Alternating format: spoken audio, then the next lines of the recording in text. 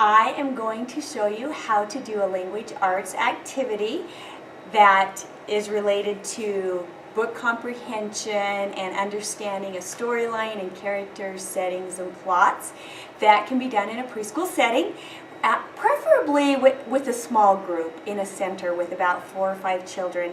And the way this activity is set up is I have created story wands, which are simply stars, and they have questions on them about stories. So one of the questions says, what was the problem in the story? What was the solution in the story? Who was your favorite character? What was your favorite part of the story? Where is the setting? Another, what is your favorite character?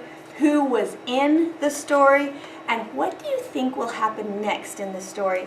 So, as a teacher, I would have the story wands ready, and I would choose a book, and book choices for this would be ideal, a simple story with a simple storyline with character, setting, plot, problem, and solution that you can read to the group and then discuss these. So I've chosen Don't Let the Pigeon Drive the Bus, and we would read this story to the class, and it's about a pigeon who wants to drive the bus but is continually being told no, and finally gets so frustrated that he actually throws a temper tantrum in this book and so forth. So he has to come up with a solution, which happens at the end, and that. So after we read that story, I would go around the group and let one child at a time choose a story wand. I would read what the story wand says, what will happen next in the story, and then the child will give their response.